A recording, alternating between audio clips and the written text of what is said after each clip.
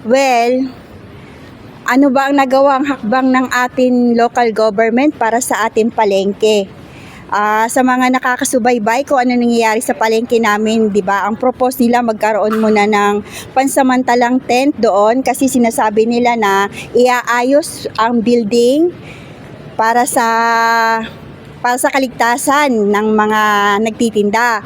Pero yung building naman, para sa mga nagtitinda at nandoon araw-araw, nakikita naman nilang okay yun. At ang binibigay nila na pansamantala na na, na pwesto para makapagtinda ang mga vendor, walang drainage. 'Di ba? Ang ginaproblema na nga ng mga tao sa Gensan, ng mga taga-general, hugaw kaayo ang palengke. Karon, mas lalo pang kahugaw. Kisaan man magpunta ang tubig na galing sa mga isda o sa mga karne, 'di ba? Ma'am, na may tent gibutang kay kinsa tong tent?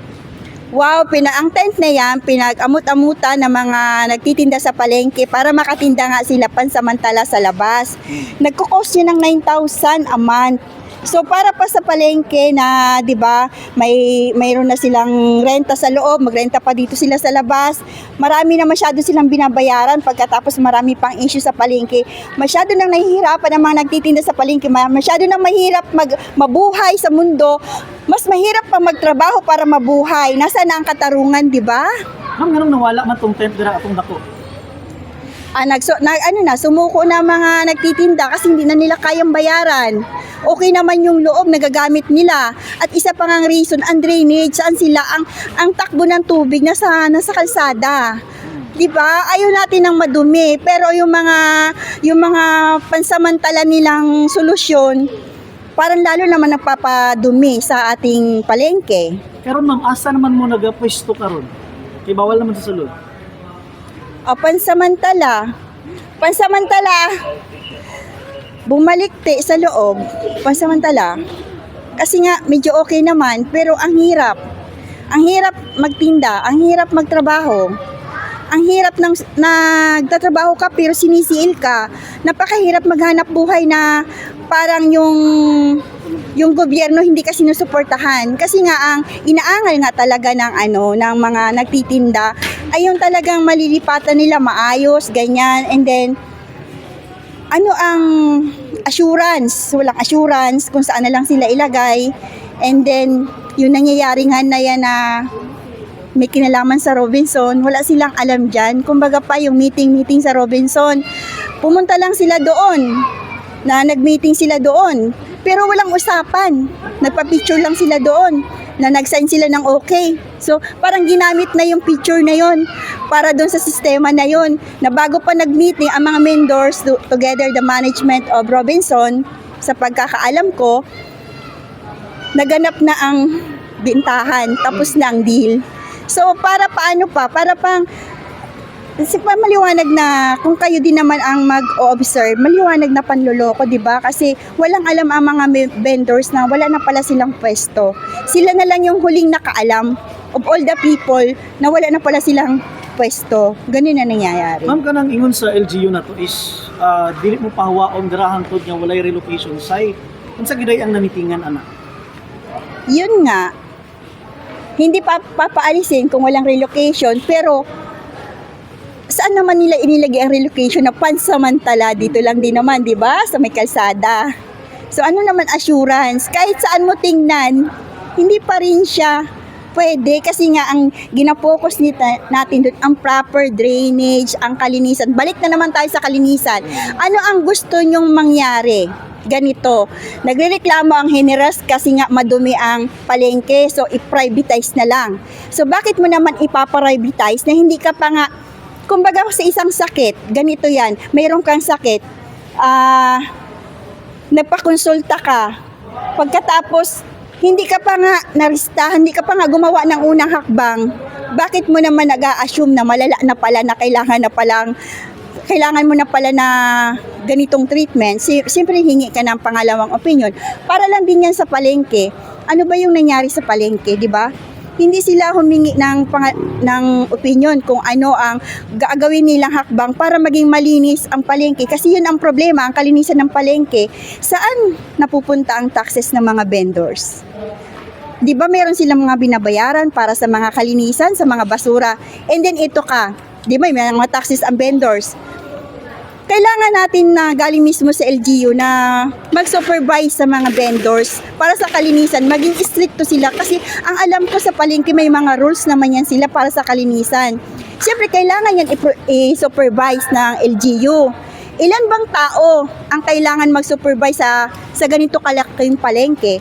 Siguro naman kung mayroong taong LGU, mga 5 tao para umikot dyan kung i-check nila kung nai-implement man nila ang mga rules sa palengke para sa kalinisan. Ang problema sa palengke para sa kalinisan, kanino bang pagkukulang? Pwede may pagkukulang ang mga nagtitinda, mga vendors. Pero kailangan itong suportahan din ng ating gobyerno, ng ating LGU kasi may mga taxes sa mga tao na yan. 'Di ba? Yung mga ganun ba na paraan, na isagawa ba yun bago na privatize ang palengke?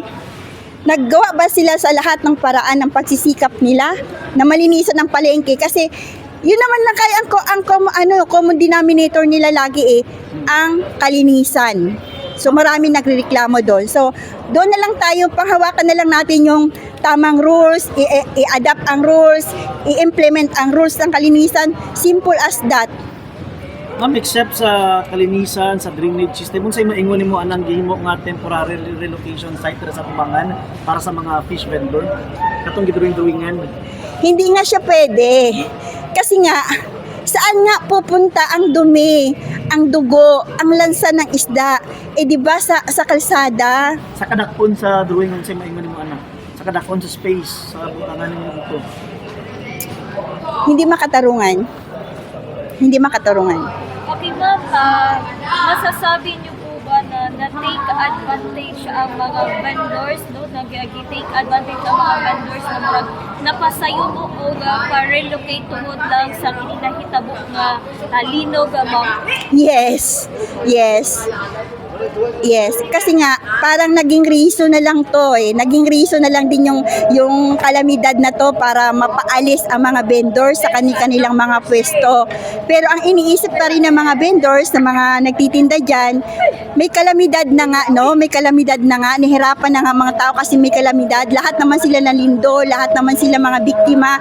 Tapos nagiging rason pa yan para ma-take over ang palengke na mawala yan sa kanila. Ano pang babalikan nila? Okay. Ma'am, sa ngayon ma'am, kung sasabihin na paalisin na talaga kayo saan mismo sa loob ng Central Public Market, ano po ang gagawin ngayon ng mga vendors po na like murag dili mo po yun sa relocation site na tagana sa local government para sa inyo ma'am? Well, may kinalaman sa ganyan kung anong gagawin namin. Kung sakasakaling tuluyan ang paaalisin na hindi na makakabalik kasi aayusin nila, i-close nila. Ano ba namang magagawa naming mahihirap, may kinalaman dyan, no? Kasi, klaro naman na masyado. Pero, sa lahat ng makakaya namin, sa lahat ng legalidad na makakaya namin, lalaban kami para lang sa katarungan na nangyayari na to. Kasi unang-una talaga, wala yan consultation. Wala siyang public consultation na nangyari sa bintahan na yan ng palengke papunta sa Robinson. Ma'am, na yung mga officials nga against aning relocation site kay lagi wala yung mga drainage. Unsay nakaistorya na buan ni sa ilahan na tumutulong sa amin na masettle, na matulungan kami na okay, ang relocation nandoon na basta proper good ang drainage, ma-plaster ng maayos ang mga tao, wala mang problema na tawag dito na maging okay ang lahat, maging masaya ang lahat, ma-relocation and everything, basta nasa tama lang good. Nakasama lang. Placards, ma'am, unsay activity na to karong hapon? Mag-prayer rally kami, mag-ikot lang kami dyan, mag-prayer rally kami para mailabas namin ang sa amin ba na sa loobin. Kasi kami yung mga grupo na against sa privatization ng palengke ba. Kumbaga pa, lumalaban kami na sana yung mga dating nakapwesto dyan, kung ano man ang gawin nila dyan, sana sila pa rin ang magtinda. Kasi for ilang dekada na sila na bumubuhay sa Jensan, mga taxpayer, manggod yan sila ng mga vendors, no?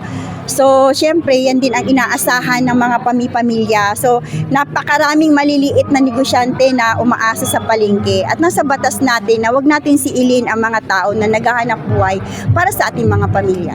Okay, ma'am, lastly, ma'am, panawagan natin sa ating local government.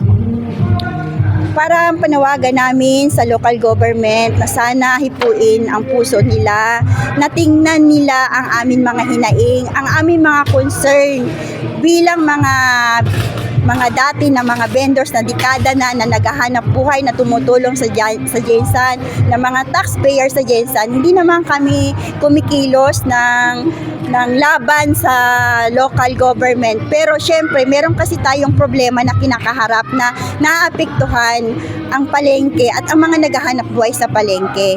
Syempre, maraming aaray na mga pamilya, mga maapektuhan ang ekonomiya nila.